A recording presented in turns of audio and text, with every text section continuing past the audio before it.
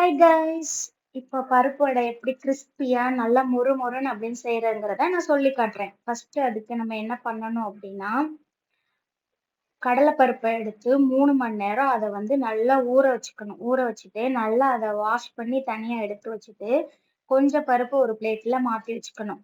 அதுக்கப்புறம் மிக்ஸி ஜார்ல மீதம் இருக்கிற பருப்பு எல்லாத்தையும் போட்டுட்டு, 1 ஸ்பூன் சோம்பு, 3 சின்ன பல் பூண்டு, அதுக்கப்புறம் குட்டியோண்ட ஒரு பிஞ்ச் அளவு ஒரு இஞ்சி போட்டுட்டு 3 வரமிளகாய். இன்னும் உங்களுக்கு காரம் வேணும் அப்படின்னா, நீங்க வந்து சில்லி ஃப்ளேக்ஸ் கூட போட்டுக்கலாம். அதுக்கப்புறம் கண்டிப்பா இந்த பெருங்காயத்தூள் வந்து ஆட் பண்ணிக்கணும்.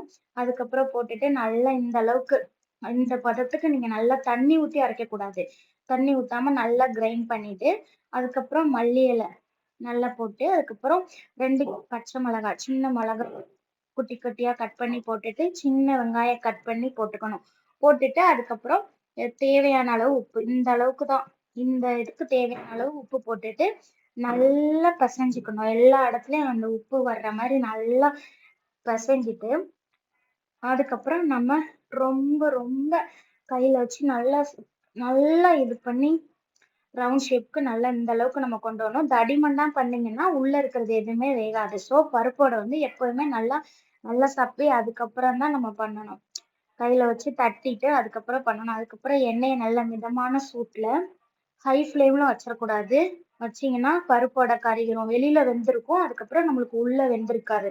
அதனால நம்ம என்ன பண்ணணும் அப்படின்னா, லோ ஃப்ளேம்ல வச்சுட்டு இந்த மாதிரி பருப்புவடைய ஒண்ணு ஒண்ணா போட்டு நல்லா இந்த மாதிரி பபுள்ஸ் வர்ற மாதிரி நல்லா இது பண்ணிட்டு நல்லா வடைய வந்து நல்லா 2 பக்கமும் போட்டு ஃப்ரை பண்ணி எடுக்கணும். அதுக்கப்புறம் நீங்க வந்து ஹை ஃப்ளேம்ல வச்சுட்டீங்க அப்படின்னா பருப்பு உள்ள வேகவே வேகாது. வெளியில வெந்த மாதிரி நமக்கு காட்டியிருக்கும். டேஸ்ட் அப்படியே நமக்கு சொதப்பி விட்டுரும். அதனால எப்பவுமே லோ ஃப்ளேம்லயே நம்ம வச்சு இதை பண்ணணும். அதுக்கப்புறம் 2 பக்கமும் பருப்பு வடைய நல்லா புரட்டி போட்டுட்டு வெந்திருக்கா இல்லையா அப்படின்னு சொல்லி நம்ம இந்த சைடு அந்த சைடு நல்லா போட்டு போட்டு திருப்பி திருப்பி விட்டுட்டே இருக்கணும். நம்ம அப்படியே விட்டுறக்கூடாது, கருக விட்டுறக்கூடாது. கருக விட்டோம் அப்படின்னா கசப்பாயிரும். அதனால அந்த இதுல நம்ம கேர்ஃபுல்லா பார்த்துட்டு அதுக்கப்புறம் நம்ம வந்து அந்த வடைய வந்து பொரிச்சு எடுக்கணும்.